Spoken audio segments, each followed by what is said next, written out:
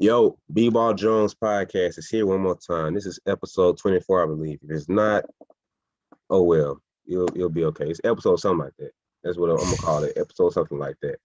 Um, it's gonna be. I think I always say it's gonna be a good one because I wouldn't put out a bad one if I feel like it was bad. So I believe it's gonna be another good one. Um, this episode we are gonna take off. I'm taking off my trainer slash coach hat. Justin's taking off his player hat, and we're gonna put on a GM hat today, and we are going to be reconstructing and somewhat rebuilding teams that we've selected to look into and get in about. So before getting into that, Nelson, you good, man?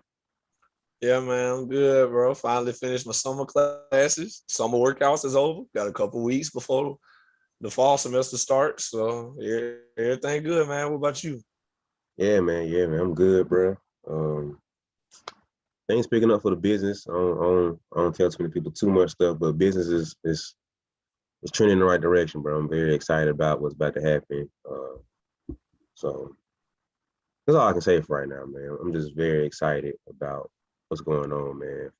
Training wise, t-shirt brand wise, podcast wise, we had a good conversation about that, man. So I'm excited, bro. I'm very happy about everything going on, man. So It's good, like, bro.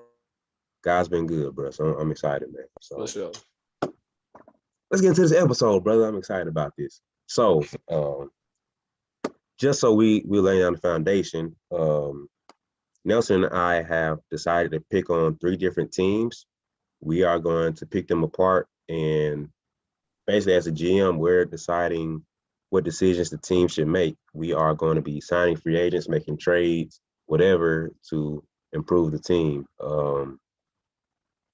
Mine will probably be a little less realistic to an extent, just because I don't know contracts and salaries and all that stuff. Math wasn't my favorite subject in school. My brother was the math guy. He was a genius with that. I didn't care. Like, I stopped liking math in like 2nd grade. So I probably got a second. Pretty early, my boy.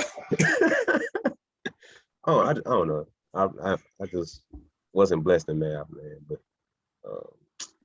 so yeah, I don't know the contracts and stuff, man. I just went with feel and pick. You know, I knew some stuff was unrealistic. I ain't finna sit here and trade LeBron James for a rookie that just came in, unsigned rookie that's making $2 million in 3 years. Like, I'm not finna do that. No disrespect to that rookie, but that's definitely unrealistic. So I'm trying to go for somewhat stuff that's idealistic. You've gone with the more likely and even next level realistic, because you know the contracts and everything. So that's the difference in basically our roster construction and dealing and stuff. So it's pretty much it, man. You want to go first, or let me start? Yeah, I gonna get started first off. All right. So first team selected for Nelson Haskin is My first team that I'm gonna be starting out with out of my 3 is gotta go with Boston. All right. Now, Boston is a great team. Don't get me wrong. I love Boston, how they construct it. But my thing with them is I kind of feel like Boston is complacent, I guess is the word. I feel like this is one thing I've really noticed in the league. Let me say, in the last 8, 9, maybe years, the champions have not just been built through, not just been developed. The Warriors are really the only exception with Steph and Clay. But them are generational shooters, you know what I'm saying? Generational players, generational talents. And so, they drafted Steph, Clay, Draymond. They won their ring together. Then they lost the next year. Then the year after that, they get KD. So that's a one-time thing. The teams that have won rings in recent years have not just been, we drafted a guy, he loved us, he stayed, and we won. The only ones to do that was the Warriors, and then this year with Milwaukee and Giannis. But even that team had to make big trades and got Drew Holiday and PJ Tucker, who became huge parts of their team. So It's no longer about just, drafting and developing, is what I'm trying to say. And I feel like Boston is stuck in that in-between stage where they've drafted Jason Tatum, they drafted Jaylen Brown. They've kind of became their cornerstones, and they, just kind of riding them till the wheels fall off. So I think it's time to like shake it up in Boston. Not gonna lie. I think it's time to shake that up. Not saying they need to rebuild, obviously not. No. Like they stuck in that middle of the road. And that's a terrible place to be in the league. You need to be at the top or the bottom. That's it. If you're at the top, you compete for a championship. You're at the bottom, you get your draft picks. If you're in the middle, nothing's happening. You're going to be in the middle till it's over. So, this is for my proposed trade. I even put it in the trade machine to make sure it happens. If you know what I'm talking about, you can just look it up, Google, NBA trade machine. It'll come up on the ESPN on ESPN.com. So, y'all play along at home. You can put your ideas in the comments, tell us what trades you think might work or what teams should do. It's pretty fun. I'm not gonna lie. Mm-hmm. So I think this is my own personal opinion. I feel like this might ruffle some feathers for the guys that hear this, but I'm going to attempt to trade Jaylen Brown for Bradley Beal for the Wizards. And I think this will work because the Wizards do seem to be trying to start over a little bit, go a little younger somewhat, because, as we all know now, as of yesterday, they traded Russell Westbrook to the Lakers for Kyle Kuzma, Montrezl Harrell, and KCP, who are all relatively young players minus KCP. I think KCP a little older, but Kuz and Montrez, those are young guys. And so I think after that, trading Brad is like probably the obvious next step to like fully rebuild. So I'm thinking it's possible for them to trade Brad and Jaylen Brown, and the money works if they throw in another like small role player, not making that much money. And then Washington probably wants some draft picks, which the Celtics do have because they haven't traded for people. So I just think they shake it up. And Brad and Jason Tatum are like homeboys. They both from St. Louis. They like real cool. You know what I'm saying? So I think Brad, JT, that's an even better duo than Jaylen Brown, JT. And they just got the big from OKC. I forgot his name. And Al Horford. And they still have Robert Williams with the young guy, great defender, great defending big. I just think it works. So after doing that, they probably need to go get a facilitating point guard, like a good facilitator, like Rondo type player. Don't have to be Rondo, obviously, but like Rondo type player, somebody who can, facilitate the offense. Don't really need the ball in his hands too much. And I think they got a championship contender right there. So what you think about that one? Interesting, because I also picked the Celtics. Because I know that's both our favorite teams, so it's not too surprising. People been talking about a JB trade. I'm against that for sure. I just like to see, because we haven't really seen them like full superpower yet. Because every time they kind of get there, Jaylen Brown gets hurt. Okay, we get in there again, Tatum gets hurt. So we never really seen them full superpower to see how to develop. You know what I mean? So, and I've heard comparisons of like them being Vince Carter and T-Mac at some point. So I'm like, okay, when they're Toronto, because they cousins. So seeing how they would develop and come together would have been a nice thing to see, because they didn't play along together when they were in Toronto. So I think it was like 3 seasons maybe. But they had fun. They were two of the best players in that generation, especially on the wing position together. So it would have been fun to see. And the way that rosters are being constructed this day and age, it's only really 2 ways. If you look at all the championship teams, most of them are either built from having the point and big, or the guard and big combo, or the dominant wing combo. Luckily, we have the dominant wing combo. So now just having the right pieces to build around.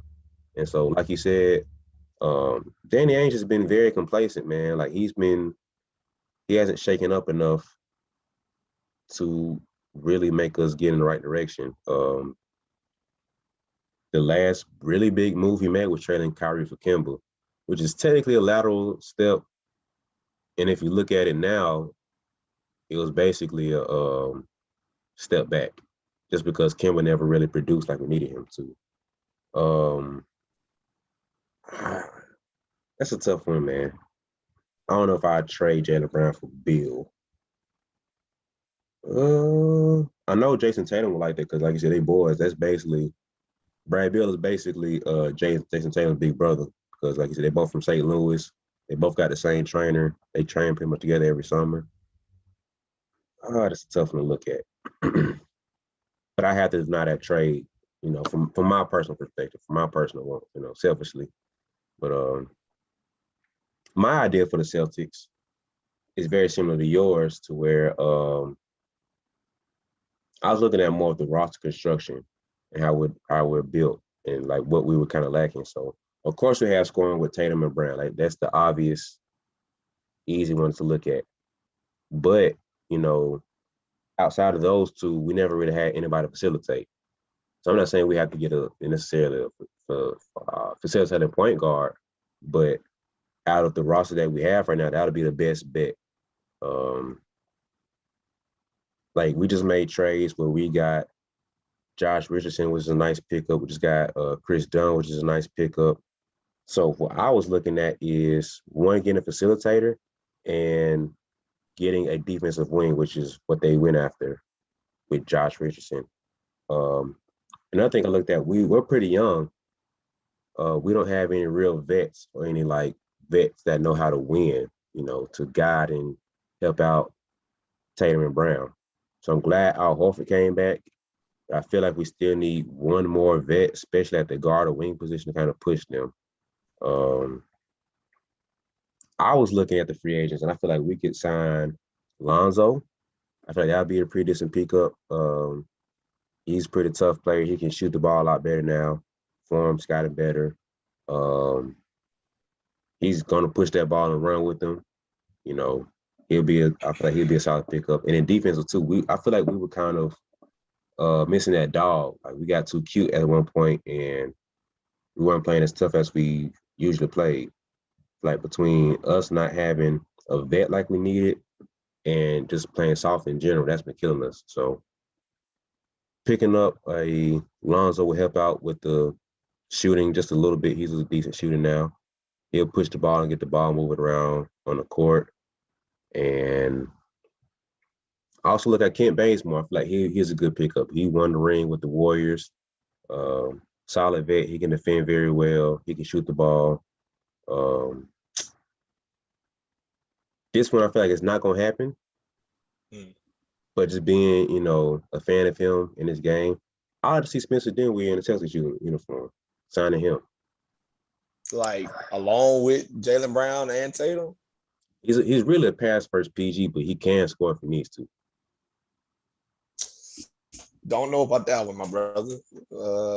Like I don't think it'll happen at all. But I think he's a big guard. He's like 6'5". He can defend. Not I'm saying he's a great defender, but he can defend. And he brings a level of toughness that we've been missing too. And so with him being a pass first PG, he's gonna make sure both of them eat. Like I said before, we struggled when, like last year in the playoffs, Jaylen Brown went down. Who was scoring besides Tatum? Nobody. So Spencer Dinwiddie can easily pick up and say, all right, Tatum, you scoring 30, I'm scoring 30 right behind you. And he can go back to his role, Jaylen Brown's there, and he can score 15 or 20 if he needs to. So one of them will start slacking. All right, Jaylen Brown's off tonight. Spencer Dinwiddie can pick us up, and we're still having 60 from two players that night. So I feel like that would be a nice pick. And so I feel like he'll fit, man. And just for another veteran that I like is Ariza. He somebody who can come in and play minutes when need to in the playoffs, but we're not demanding on them all regular season.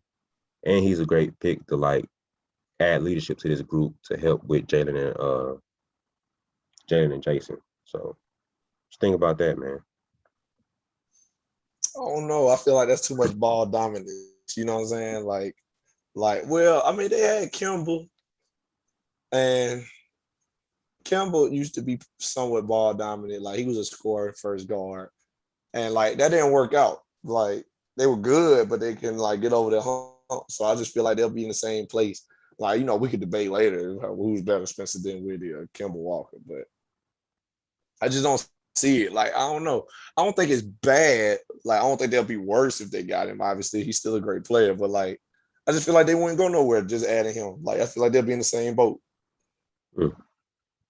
I feel like with Kemba, he wasn't doing what he was supposed to. It'll be hard to guard. I know that. Oh yeah. But I feel like Kemba wasn't who we signed for him to be or we traded for him to be. He wasn't that consistent option that we needed him to be. Like, honestly, I think he probably came in thinking he might have been like the second option, maybe. And I don't know if he was comfortable being that third option like he, should have been, like he was. That probably hurt him some, not even knowing how to play like that. I don't know. And then he got injured too, kind of messed him up. But Kemba was never really Kemba, consistently at least. He showed pockets of it. He was cardiac Kemba a couple times, but for the most part, he was never really Kemba. So that's why I think that whole experiment really failed. But I think Spencer would be a better pick, man. Now, who's the better player? I think Kemba's still a better player for right now. We got to see. But I don't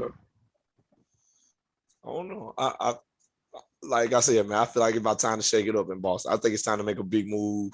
Like, the Kyrie thing kind of fell into their laps a little bit. Mm-hmm. And so, other than that, they haven't made like big moves. You know what I'm saying? And like, for them to be as good as they are with the pieces they have, I just think they have more than what it takes to do that. You know what I'm saying? So that's why I say the Jaylen Brown for Brad Beal trade would be the best options to me. And then I think they built good for what they have, but they lean so much on on JT and JB that I feel like nobody else can contribute. And Jason Tatum getting like 70 of a piece. Like, getting 70 between each other. Mm-hmm. And like, they losing. So like, I just feel like getting Brad, a proven star, averaged 30 in the league, averaging 30 plus, which is like tough. So I just feel like him and JT on the wings, you get you I was looking at free agency, you get you a Goran Dragic maybe, Dragic Lowry, still a free agent. Like, you get you a guy like that, Patty Mills, still free agent, Lonzo Ball, like you said, you get you a guy like that, I think you rolling at that point. I think it's hard to stop. And you got your bigs and Al Horford and Williams. So I don't know. That's just me though. That's just me. But either way, I feel like with yours, they'll still be where they are now. But mine, I think they could man. But, I feel like we'll be a step above, but I don't feel like that fills the needs that we're missing. Like you said, like I said before, we need a facilitator, of course. So we signed that guard, like you said, Alonzo, Patty Mills, whoever. But I think I really feel like this is me just shooting, and I just like Spencer. So one of my favorite, well, I don't say favorite players, but player I really like the team. All right, I'm gonna try to, this is me being unrealistic here. That's me playing 2K real life stuff. That's basically what I'm doing. But realistically, I feel like we just need to figure out how to facilitate the ball a little bit better, because I'm talking about this later with the other teams I'm gonna talk about, but it's hard for you to win when like you said, you lean on your best two players. And neither of our best two players are that great at playmaking. We need somebody that can play make and get the other players involved, because we have a Payton Pritchard who's a really good guard. We're trying to look at resigning Evan Fournier. We had Jabari Parker last year, Grant Williams. We got Al Horford coming back, who's a good playmaker, but I wouldn't rely on him for playmaking. And we just got Josh Richardson and Chris Dunn. So we need a playmaker to help me make sure these other guys are eating and make sure they're going too, because it's a lot easier to guard one or two players going off versus one player going off and two other shooters. So other part I can kind of speak about, we need a shooter for sure, because outside of the big two, who's a consistent knockdown shooter? Nobody. So that's why I feel like Kent Bazemore would have been a good pickup. He's a pretty solid shooter. Ariza would have been a good pickup because he's been known to be a solid shooter, kick and drive. Lonzo would be a good pickup because his shot has developed. So outside of those two, we still need to probably sign one more shooter. Like Evan Fournier can be a good guy, but he's been consistent because of his injuries, and he hasn't been playing on a solid team in years. So I'm telling how that'll go because he's not with us right now. Made it sound like he's dead. He's not dead. Just so people know. I felt like that too, but I wasn't gonna say nothing. He's not on the roster right now because we haven't signed him. But that was messed up. Yeah, Josh Richardson is a really good guy. He's 6'5", 6'6", I think. Really solid defender, good, capable shooter. So he's a good pickup. But I feel like if we can get another shooter and for sure another playmaker, that'll help us out big time. So, and honestly, I feel like we can trade Smart. I feel like the biggest shakeup we will probably do is trade Smart. At some point in time, either this offseason or at some point in the regular season, he will get traded. And it's hard for me to say. I really like Smart. I really enjoy what he brings to the game. Even though he has some J.R. Smith tendencies where he make a very dumb play and make a great play to make it up for it on the other end, but it might be time. He's probably a really good trade piece. This is last year the contract too, which is, screaming a trade. So I think if anybody gets traded, it'll probably be him. So it'll probably be a combo deal. Him and some other young guy, like a semi probably to get traded for a piece that we need. So we'll see. We agree with that. They need a shake up. So we'll see how the trade goes, if they ever trade, and what they get for. So that's it, man. First team down. Who you got for your second team? Second team, I gotta go.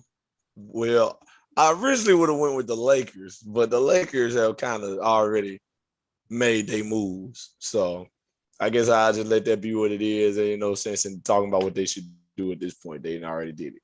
But next I gotta go with the Sixers. Gotta talk about the Sixers. And obviously, gotta decide what we finna do with old Ben Simmons. Cause man, did he let them down and did they want to let him off? I saw several reports on social media talking about they finna get rid of Ben tonight.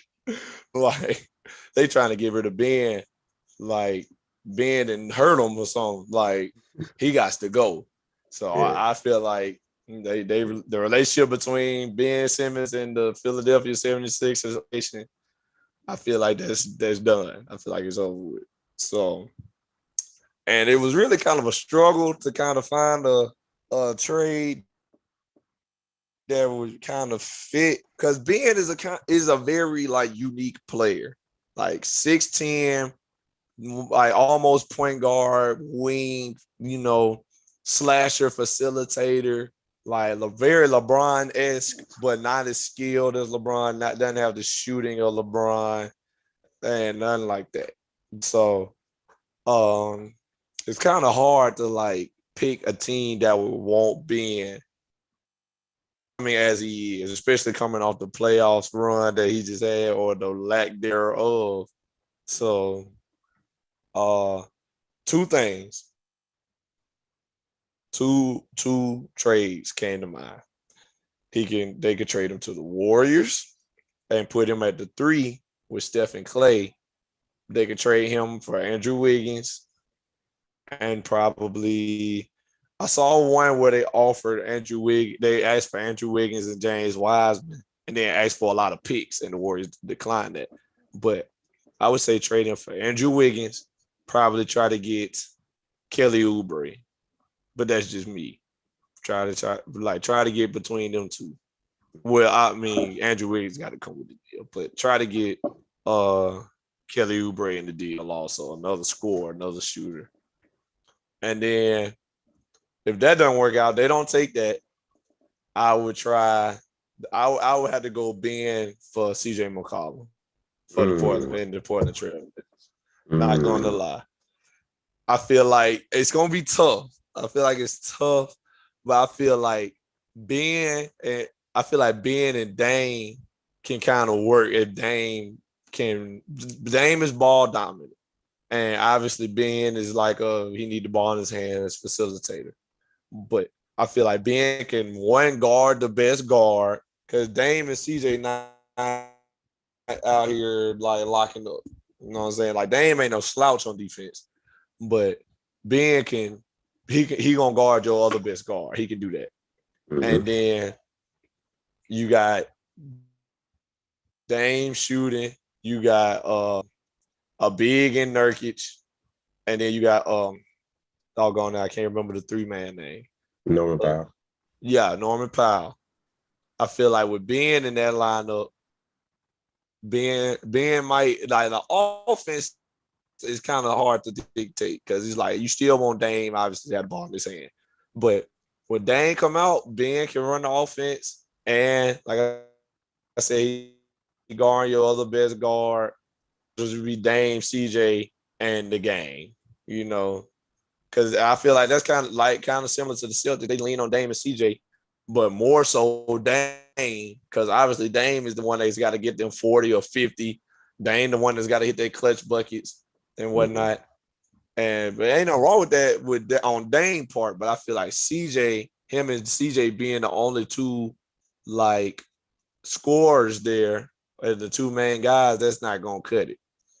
So I think adding Ben and trying to get shooters will be the play. Because adding Ben as defense and taking away CJ takes away offense. So I think they trade Ben and CJ. The money works. Probably ask for some draft picks if I'm Philly. CJ and Embiid, they play in Philly. And then you got Ben and Dame in Portland, along with Powell and Nurkic, who ain't no slouches on defense. Now you got a great defensive team along with Dame Lillard. And now you just need shooters or like maybe a couple bucket getters. You know what I'm saying? So I think it can work. It's going to be tough on the coaches. I ain't going to lie. I feel like the coaches are going to have the hardest time with that. Like on paper, I feel like it can work. But when they get on the actual court, it's going to be on their coach. So, but what did you think about that, brother? It's actually really interesting because the Blazers is one of my teams that I want to talk about too. I also had the CJ for Ben Simmons trade, but I'm going to keep it on Philly side. I feel like for the 76ers, that would make sense because we've obviously seen that the biggest reason why Joel and Ben don't work together is because Joel needs the floor space for him. And Ben Simmons occupies the same space that Joel and Embiid need to work with. Well, he's most efficient at, which is the post or around the goal. Ben Simmons doesn't have a mid-range. He doesn't have a real post game for real. And Joel can score everywhere, but 9 times out of 10, you want him in that high post or low post area. That's just the most effective way for him to work because he's so dominant down there. It doesn't make sense for him to be shooting threes all day. So I don't want to sound like Shaq or Chuck, but it's just you're 7'2", 7'1", 7'2". You're that big, that strong. You score so easily. Great footwork, great touch. Go in the paint, dominate. So if I'm Philly, I look at that trade for sure. I still feel like they'll probably somebody's gonna throw another player, one way or another. It's gonna be I don't think it's gonna be a head up trade for player for player. It will be some other player getting thrown in or a couple of draft picks, whatever. It might be a 3-team trade and somebody's gonna throw in from there, but I like that trade for Philly. I feel like that gives them a great scorer, a great shooter. One problem they had, who they played in the playoffs? They played y'all, right? They played the Bucks. Philly? Yeah. They play Atlanta. They lost to Atlanta. That's what I put out about. So they couldn't get a bucket for nothing. Like they were struggling. Like Tobias Harris disappeared. Of course, Ben couldn't score. And then Joel Embiid. I've never seen a 7-footer besides Dirk, like, be able to win games, like, consistently. Tim Duncan could, but he wasn't doing it consistently because he had Manu and Tony. With KG, he had Sam Cassell winning games for him in Minnesota. And Dirk's probably the only big that I've ever seen be able to, like, legit win his team games. And so that being said, I don't see Joel Embiid being the guy to close the game out for him. And he showed that he wasn't. So I feel like CJ will be able to take over that role and he'll dominate that. Pick and roll between him and Joel Embiid will be nasty. He can score on the ball and off the ball. So Tobias Harris cooking, he ain't got to worry about CJ because he getting cooked, you double team. Oh, I'm going to just kick it over to CJ buckets. So I feel like that works well for them. And yeah, I think that's a good look. And then on the other side of the floor, defensively, it will hurt them a little bit because they lose some of that size and length that they just had. Because, like I said, Ben Simmons 6'10". Like, one thing I did love about Philly, they were huge. Oh, yeah. You had Ben Simmons 6'10", Danny Green about 6'5", 6'6". You had Tobias Harris, who's like 6'9". You had who was also started for them? Joel Embiid 7'2", 7'1". Who was started? 1, 2, 3, 4. Who was started for Philly? It was Ben Simmons, Seth Curry. Oh wait, Danny Green. I mean, I said Danny. So Seth was the starter. Well, it might have been Tobias, Joel Embiid. Does that sound right to you? Because Seth was on and off. Sometimes he started, sometimes he didn't start. Was it Maxey? Tyrese Maxey? Nah, he came off the bench usually. Oh, well, I don't know. Those four were consistent for you. It was always Danny Green, Tobias Harris, Ben, and Joel. Those are consistent four. Right. So that's huge lineup, bro. You going the shortest guy on your team in starting five right there is 6'5". I think the next guy was usually about 6'3", 6'4". And that's a huge lineup to have. Like, because I like lineups like that are big guys. They're long, athletic, they're everywhere. So you lose a little bit of that because you're going down to CJ, who is 6'2", 6'3". He's a bucket. He's going to make up for it. So you might score on me, I'm putting 30 on you. And they're going to have a consistent guy now. And I think that'll be good for CJ to finally spread his wings a little bit and show what he can do, get a little bit more shine recognition. And going to the East Coast, he'll get a better look to get an all-star nod, too. Because he had a year or two where he could have been an all-star, but for one, you're in the West. And two, you're in the West playing behind Damian Lillard. So if anybody from the Blazers are getting that nod, it's going to be Dame. So it's just tough for him to really get the shine and love that he could have been getting. So somewhat happy for him on that end. So I feel like Philly would definitely benefit. I think that makes them a lot bigger threat to win. Because like on the offensive end, they spread the floor too. So CJ's not no slouch on the offensive end, like shooting. So that would be a real nice pick for Philly. So yeah, now I'm gonna get to the other half of Blazers. I'm gonna just kind of get into my spiel. So initially, I never wanted CJ get traded. I was always against that. I always wanted to see them make it work. But like I said before, looking at the history of the NBA and seeing how roster constructions have won and lost, the only guard dominant duo to win has been the Bad Boys Pistons with Isaiah and Joe Dumars. Ever since then, we've never seen a two-guard lead or a two guards lead win. We've never had that. The closest next thing we probably would have Steph and Clay. I just would say Steph and Clay. But the only reason I say that's different is because Clay wasn't that guy. You know what I mean? Like Clay is technically more of a role player. It's mainly Steph. Ball dominant. Yeah, ball dominant. I'll say that. He was mainly off ball. So it's like that operated a lot better together. Versus Joe and Zeke, those two were just like tit for tat, bro. You scoring? All right, I'm scoring too. Bop, bop, bop. Got you. Bop, bop, bop. Got you. Joe come in with bully balls. You know, Joe was strong. So Joe's going through lane, powering over everybody. So that's the reason I wouldn't throw those two in there. Because it's basically a one guard and a two guard, on ball, point guard, and off ball shooting guard. That's the only difference I'll probably say with that. But then the way they're built, like the Blazers have been going back and forth between offensive team and defensive team, offensive team, defensive team, because they had a couple years where they're strictly defense. So it'll be Dame and CJ offense, and then the rest of the team will be defensive guys.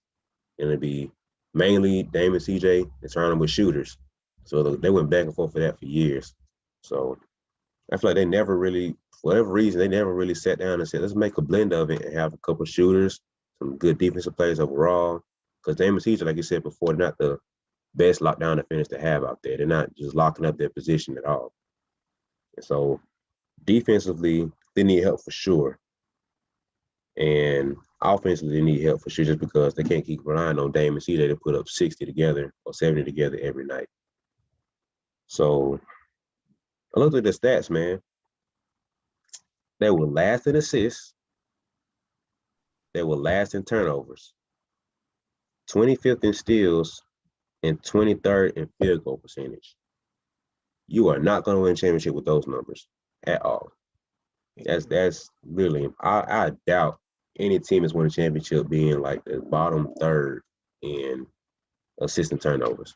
So basically what that's telling me is they're not getting any ball movement and they're not getting good shots off, obviously. They're taking bad shots. The defense is terrible because they're not getting any steals. So I'm giving the ball away. I'm not getting good shots and I'm not taking care of the ball. And I'm not getting the ball back because I'm not getting steals. So trading CJ for Ben would be a big help for that. And that would help the defense out for sure. He will give them some more assists because he's a better playmaker. Dame does average like 7.5 assists, but he's not a playmaker like that. We don't see him as like really a facilitator. So I think that trade would really work. I think they would probably end up giving somebody like a Nazir Little or Derrick Jones Jr. away too, just to kind of, like I said before, throw a little extra piece in there. But I feel like that would be the best trade for both sides of it. And I think the Blazers will really benefit for that. I looked at other little players too they could sign or trade for. I feel like DeRozan, they could sign DeRozan. That could be a decent little pickup for them. DeRozan, are you talking about after the trade? Just in general. You think? Oh, I forgot to say other halves of it. So I was thinking if they don't trade for CJ, the next best bet would be to put CJ on the bench. Because you like I said before, neither of them are defensive players. So you need to get somebody else that can play defense to help them out because that defense is terrible up front. So I'm just trying to figure, I'm gonna manipulate to where I can score off of one or the two. So in order to help that out, CJ, you gotta be my sixth man with Melo, and I bring somebody else in to help guard on that guard position. So that's where DeRozan came in. I'm not sure how his defense is now. He used to be pretty solid back in the day. I haven't kept up with him that much. He played in San Antonio, but that'll be a decent pickup for him. Possibly making a move for Eric Gordon. I heard he was available for either trade or whatever. Golden State, looking at Golden State and possibly doing a sign and trade for Kelly Oubre. He would probably be a nice pickup for him. And Paul Millsap was available. He's a solid player. He's a very, very, very, very good team defender. So you can have that rolling for you. And that would definitely help out the defense for sure. And that would be a smart pickup because off of that, that's not going to take away from CJ either. Like none of those guys, maybe DeRozan, he probably hurt CJ a little bit, but it's not going to be too much to where they still can't work. So CJ come off the bench and get Dame.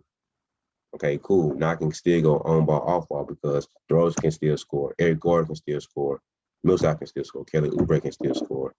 And they're going to defend for you now. And you can have all three in at the same time. So something like that. I'm not saying that's a perfect pickup. I didn't want to sit here and break it down in the trade machine and do numbers and stuff. But I feel like that could be decent pickups for that team and it can still work. So let me see how you feel about that, man. I know it's not the most ideal, it's not a perfect, clean pick, but just ideas kind of I thought of out there. So just want to see how you feel about that. Okay. I was glad you rephrased and said that you moved CJ to the bench when they said about DeRozan because I was like, dang, CJ and DeRozan, they but one ball, but I don't know. That the moving CJ to the bench is interesting, but I feel like CJ got the tenure, in a way. Like he been there, drafted there, he got fans there, he solidified. You know what I'm saying? So it's gonna be hard to like bring somebody in and say, all right, CJ, we need you to transition to the bench. I feel like that's kind of tough to ask of somebody who's been there for somebody who just now coming. This ain't like Kyle Kuzma we talking about where, we bring in AD and it's like, oh, well, of course I'm coming off the bench. This like CJ's, not, obviously, he ain't no perennial all-star, nothing, but like he proved himself. He just proven that he can hoop. He deserved to be here, deserved to be in the position that he in. So just bring somebody like a DeRozan in and just saying, all right, we were finna have to move you to the bench. I feel like that's kind of tough. So, but I'm glad we agree on the Ben and CJ trade. I think it can work out for both teams. I feel like Philly kind of wins the trade in a way because I feel like CJ and MB could be like a great duo if they, it gives for a while, but like not being next to Dame, who is clearly like, top 5 guard in the league, top 3-point guard in the league. I don't know, how you want to say it, but I say it's pretty obvious he's top 3-point guard. Mm-hmm. So, and CJ ain't top 5 shooting guards. So not being next to Dame will probably give him opportunity to be that 24, 25 points per game scorer that I feel like he can be. And then, alongside Embiid, then Tobias Harris, Danny Green, a lot of spacing for Embiid. I also thought about the Ben for Bradley Beal trade, but I feel like the Wizards have no reason to. We talked about this a little bit off air, but the Wizards have no reason to trade for Ben and just to have Ben, because the Sixers seem like they're trying to also get draft picks out of people and stuff. But if the Wizards gonna trade Brad, it's gonna be for something for the future. So unless they see Ben being a part of their future, didn't make sense for them to trade Bradley Beal for Ben Simmons. So that's why I went with the Ben CJ trade. So, but with Ben and Dame, you gain a lot of defense. With Dame, take care of your offense. You just give Dame another bucket, like not a CJ McCollum type bucket. Somebody like they still got Carmelo Anthony. They can re-sign Melo. But I like they don't still have Carmelo. They can still re-sign Carmelo Anthony. And there's other guys in the free agency who could be, key pieces for them. So I feel like they add a little bit more scoring on the wings. They got 2 good bigs and Enes Kanter and Nurkic that can play great defense. I just think that's the way that I think that can be figured out. Let's say that. That's something like it ain't gonna be perfect out the gate, but like with some tinkering and some coaching, I feel like it can be figured out. Yeah, I feel like in my heart, I still want CJ to be on that team and come off the bench. Yeah, I feel the same way. That it would be kind of hurtful to be like, dang, CJ ain't. It's kind of like Kyle Lowry and DeMar DeRozan when they traded him for Kawhi Leonard. It was like, dang, they ain't gonna be teammates no more. Yeah, but it might just be necessary. But go ahead. Yeah, like I said, in my heart, I want them to stay together, but I'd much rather see Dame win that ring than to be with his friend as partner for life. You know what I mean? Like I'd much rather him get that ring. So we'll see what Chauncey does, man. I feel like Norman Powell's no slouch on the offensive defensive end. That's why they signed him. He's a solid player, but we'll see because they still need, like I said, some more firepower. That bench isn't nearly enough right now. They got Anthony Simmons. They have Nazi Little, possibly Derrick Jones Jr., Melo, Cancer. You have to look at resigning Zach Collins. I like him. He has a solid game. Still got Robert Covington. We'll see if he starts or come off the bench with the roster shakeup they might have. But I feel like even if it's not DeRozan, they need to find another guard to come in or a wing to come in and help with that defense, like a two-way player that can help out, because I'm not just benching CJ for some Patrick Beverly. Like I'm not doing that. Like that's disrespectful at that point. But I feel like if CJ would, be cool with taking that, Manu Ginobili role where you might not start, but you're more likely closing the game with us. We're gonna have, Dame, CJ, whatever person we bring in to facilitate that, defensive help out right there. Melo, and Nurkic. That's a pretty decent team, you know. Defensively, not great, but I feel like they can go. So we'll see, man. It's not a perfect lineup. I think the more realistic move will be trading him for Ben and getting more shooters and scorers around him. So we'll see, man. We'll see. I think the Blazers have a lot on their plate. We'll see what Chauncey Billups, Mr. Big Shot, comes up with for his team. So I almost forgot he was the coach now. yeah, I'm excited about that. I want to see how he do. So we'll see, man, because the Blazers statistically looking terrible, man. Can't be last in assists and last in turnovers. 25th in steals and 23rd in field goal. You're not winning basketball doing that. So we'll see a move to make because they got to have something. Because Dame knocking on their door trying to get out. So we'll see how that goes, man. So let's get into your last team, man. As far as things go. All right, my last team will be the Dallas Mavericks. All right, and unlike the other teams, I don't think there's a big trade that can be made to improve Dallas. Like, you know, they got I know some people probably expect me to be like, all right, they need to trade Porzingis, but they really don't. They really don't. I know they said Porzingis wasn't very happy with his role. There was some reports that he wasn't very happy with his role in the playoffs. Felt like he was treated more as a role player than a co-star to Luka Doncic, which I can kind of understand, but at the same time, I feel like watching the games, I watched most of that last series they had with the Clippers. I feel like most of the time, like when he got the ball in his spots, he wasn't converting, And I feel like it was one of those situations like with Luka, just like that Kobe situation. Like, I just trust myself more than you type stuff. And Luka still facilitated because, he averaged almost a triple-double, but I feel like I feel like Porzingis probably wanted a little more ISO ball play, like hit me in my spots, hit me on the wing, or not the wing, but hit me on the high post, hit me on the mid post, whatever, and let me just kind of work out. I feel like he wanted more of that, and he didn't get it. But some moves I think the Mavericks could do to help them. I feel like I like the Mavericks team. I can't lie. I like the Mavericks team. I like Luka. I love Tim Hardaway Jr. Porzingis is still good. I love Marjanovic. I just like something about Marjanovic. I like his personality and stuff. A big Boban. Like, feel like they built well, just not with a strong enough coach and Porzingis. But this is what I think they can do to improve their team. I feel they should go all out for either Andre Drummond or Dwight Howard, who are both free agents. So now I feel like the Lakers probably gonna try to re-sign Andre Drummond because he shows some signs of good stuff later on in the year, near the end of the season. But I like Dwight Howard to go to that team. He can play big, guard the other defending big.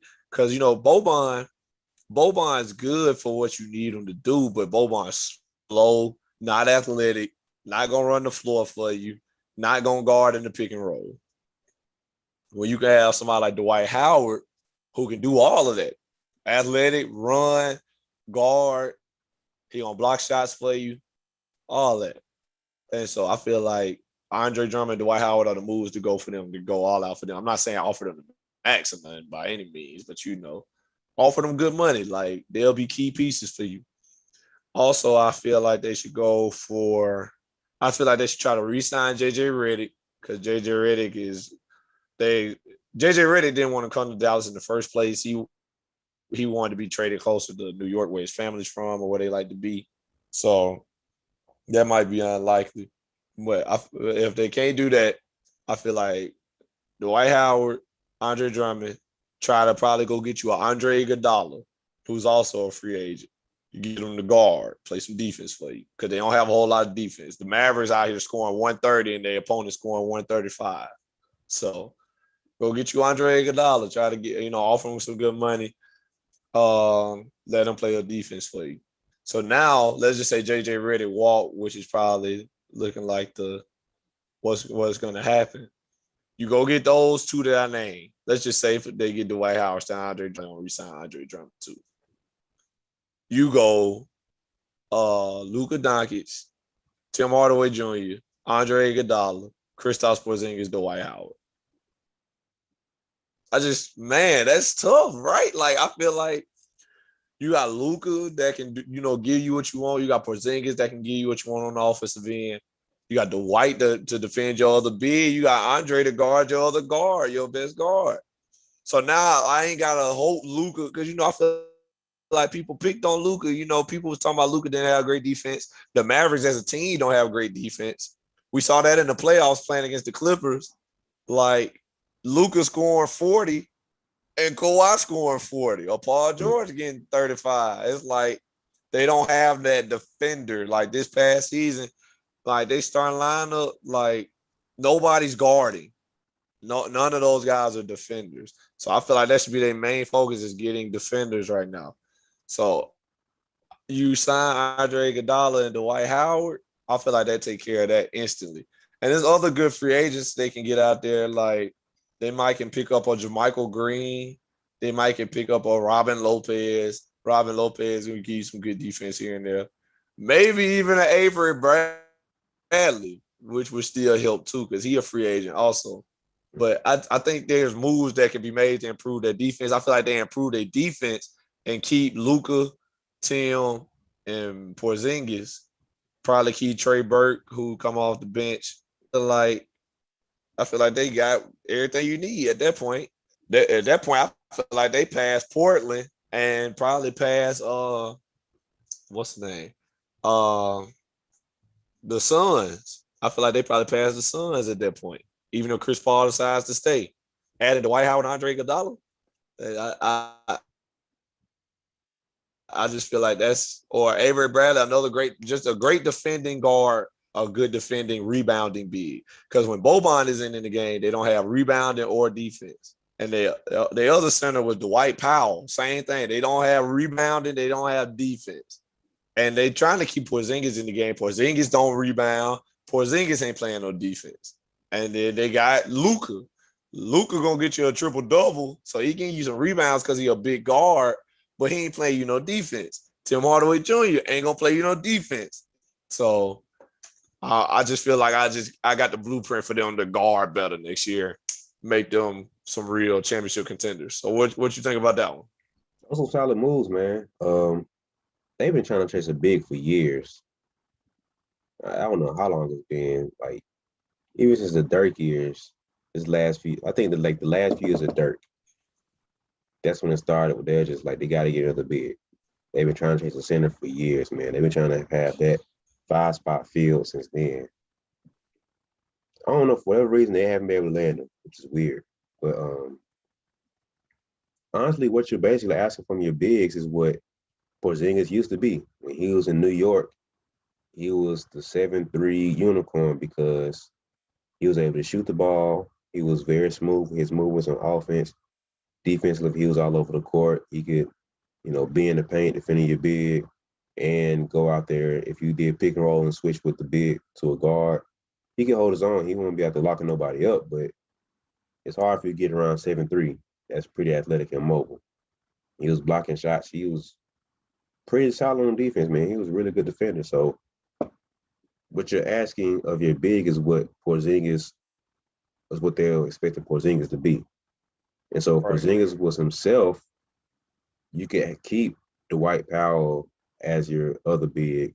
You could keep Bobby as your other big because you have your shot blocker and your rebounder right there.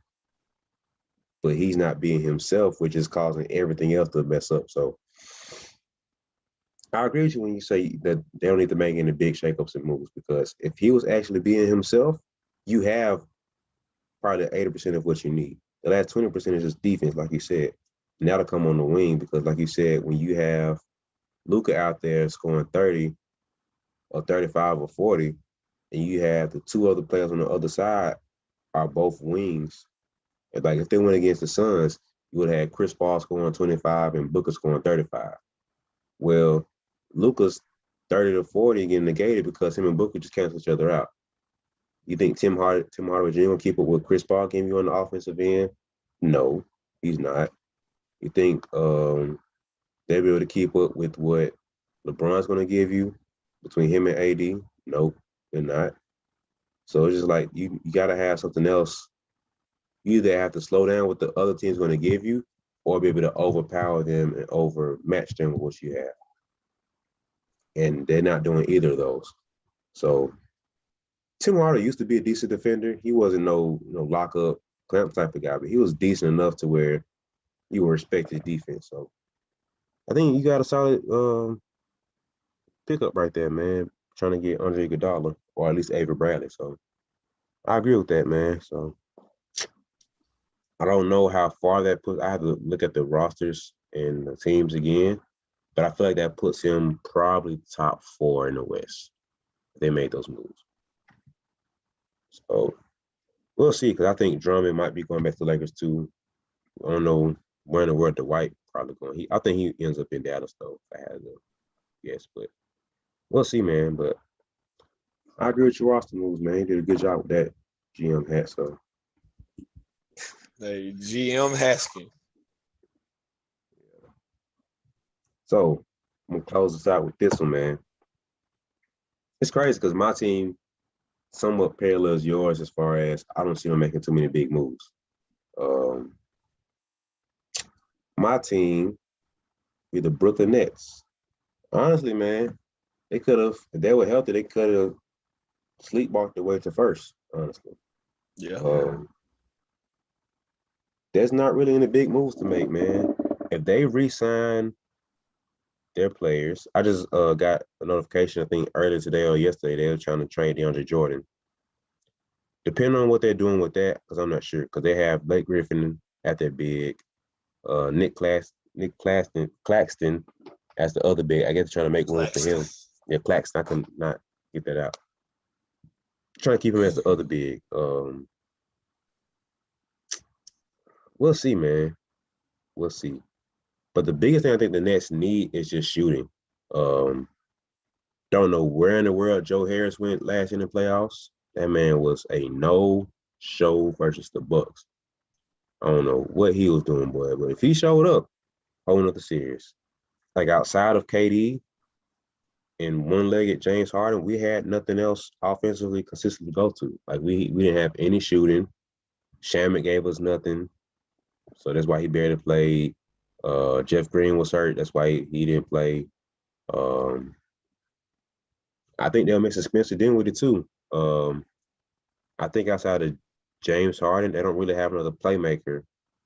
And I don't know why, but I'm a big fan of teams having at least 2 playmakers, like having your primary playmaker and then having somebody else that can also facilitate him with the ball too. And I feel like Spencer Dinwiddie would have gave that, especially when Harden went down, and Harden probably wouldn't have pressed to come back if Dinwiddie was still there. So I have no clue what they're going to do with that move. I think they're more likely going to trade him or do a sign and trade with Dinwiddie. But they need shooting for sure. They got to get some shooters to help make sure that, because at that point, when we have players like that are kings of the court of one-on-one, all you do is spread the floor for them, bro. That's all you got to do. That's it. So if Joe Harris wake up and get back to his three-point shooting champion self, they just traded Shamet. I forgot what they got him for. But they need shooting, man. So bring back Jeff Green. Mike James was a solid backup point. See what they do with DeAndre Jordan. Nick Claxton was a solid big. Blake Griffin should come back too. But just need shooting, brother, honestly. I ain't really got nobody particularly in mind. I wrote down Kent Bazemore. He's a vet. And Ariza. Just because with that team, there's no guarantee you're going to play any minutes. So you need veterans that understand that mindset already, that I might play this game, I might not play this game, but either way, I'm going to be ready. In a playoff series, I might play 25 minutes one series, and I'll play 15 the next series.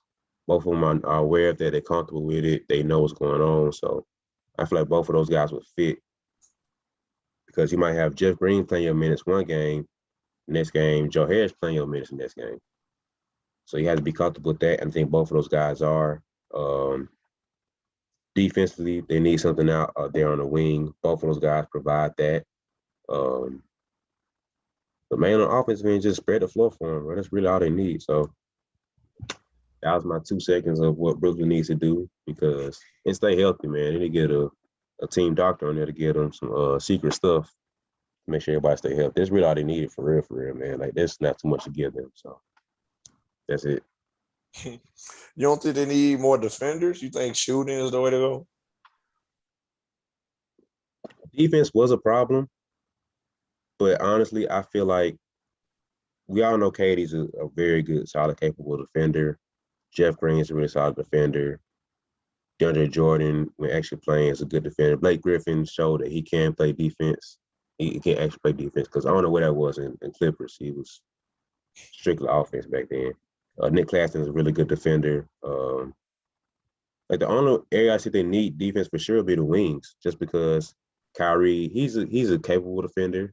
He's not a slouch, but at the same time, he's not really locking anybody up consistently. James Harden, same way. Like, he doesn't consistently play defense. He's more of a team defender.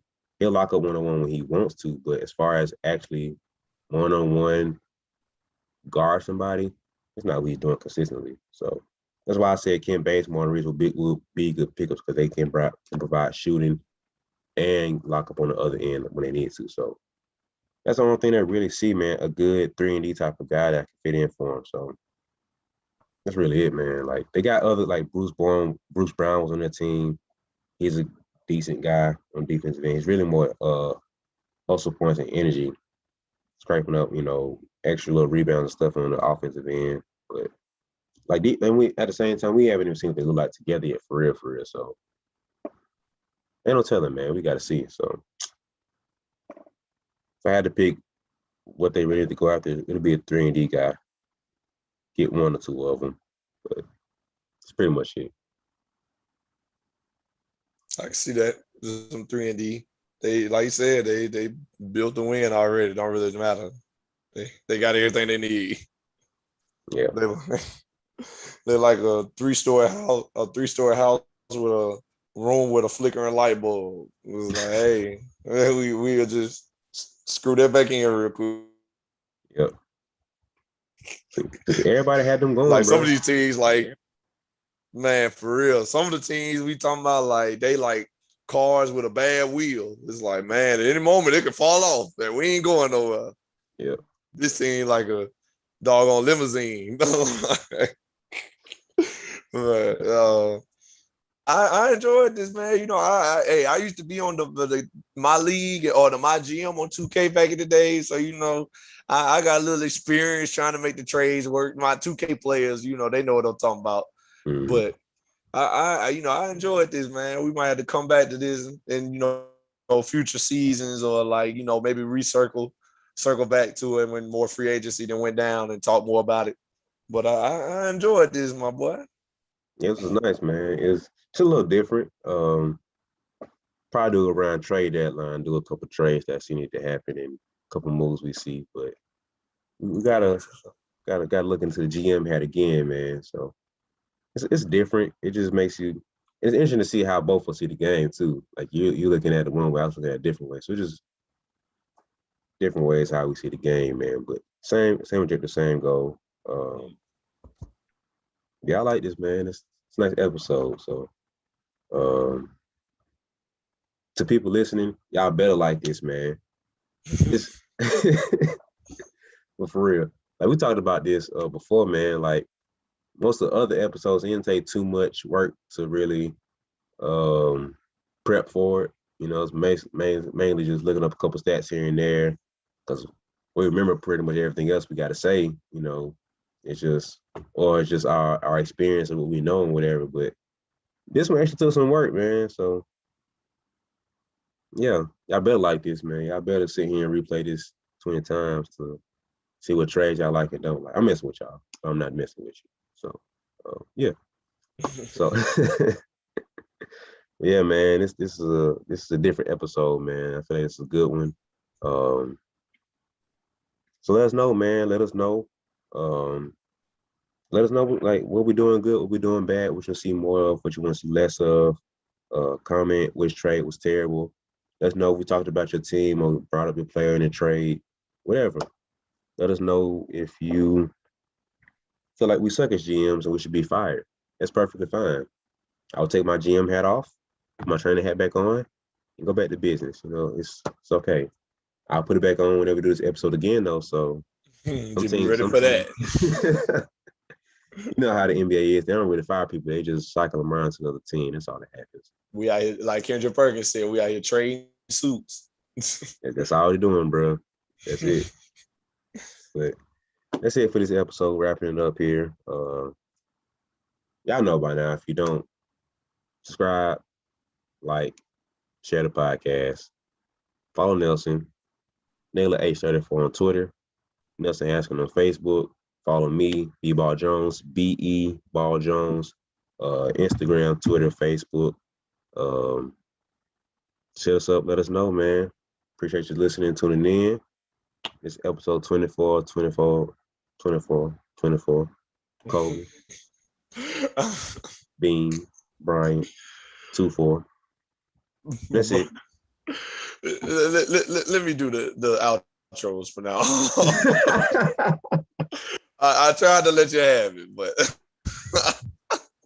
that was terrible, bro. Let me handle it now. Oh, but we'll see y'all next time. All right, we out.